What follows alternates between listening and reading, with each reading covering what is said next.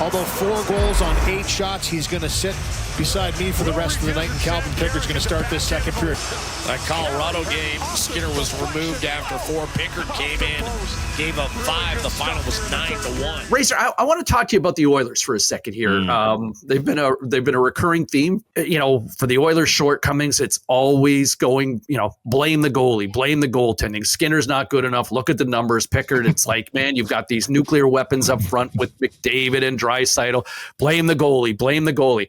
As a goalie, and you played in some markets with some scorching hot spotlights. What is that like when the easy narrative, and sometimes it's, fair or foul, it's blame the goalie? What is that like as the goalie in that situation?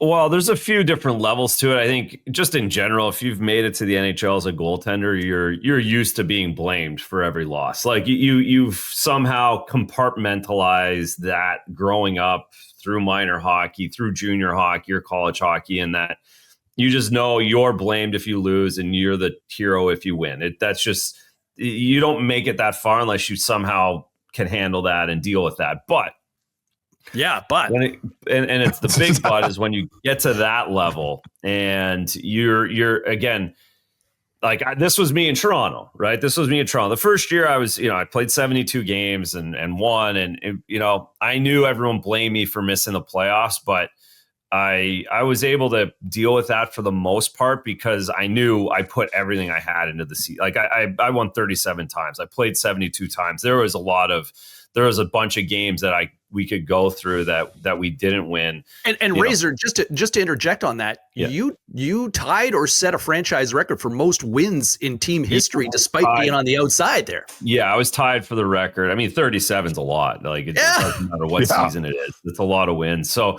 and we tied. We literally lost on a tiebreaker to get into the playoffs. But again, I knew everyone blamed me, but I also knew like kind of where I stood. But the next year was all on me. Like I blame once you start blaming yourself, then you're cooked. Like you have no chance. You have absolutely no chance. And I couldn't even play. I was such a shell of myself looking back at that second year. Like I could barely tie my skates most mornings. It was brutal mentally. I don't think Stuart, and to bring all of that back to this, I don't obviously Skinner's not at that point, but it is becoming a long time.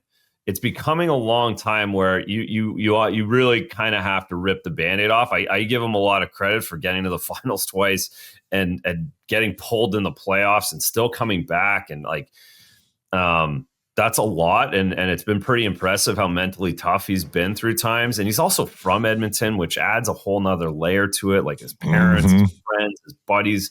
Like that was a big, like my buddies would go to work and their coworkers would give them shit about how much I sucked, like that's like starts to add up if you can't handle it. Yeah. Like you start feeling guilty for everybody. I felt guilty for my parents. I felt guilty. My buddies had to deal with I can't imagine that's not getting close to that point in Edmonton. I think he'll be fine if he gets dealt. I think he goes somewhere else. I'm surprised that they're all willing to go through this over and over again. I really think that the tipping point's been hit, like giving up 8 at home the other day. It just, I don't know. I'm not close enough to really know, but I have to imagine it's seeping into the room a little bit where everyone gets to look and blame that guy.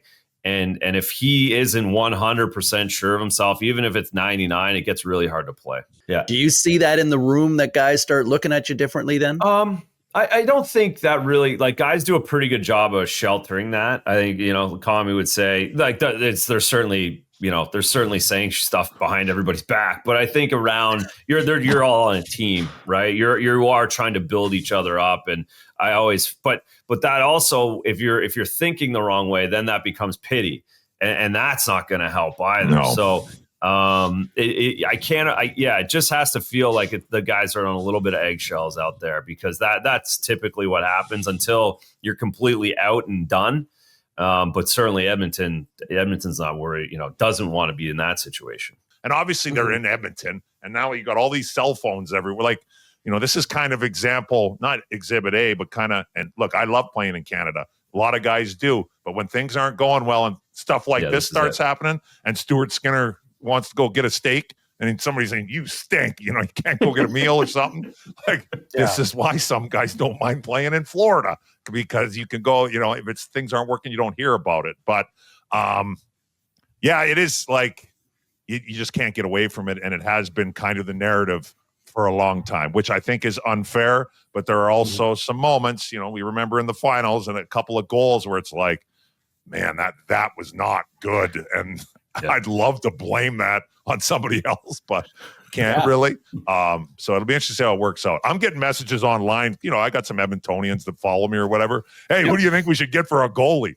I'm like, oh, it's nonstop. Yeah. Oh man, like direct messaging me. I'm like, hey man, I don't know. I'm not the goalie whisperer. Not sure. Cap situation. I don't know. But they're getting a little ornery up there. There's no question.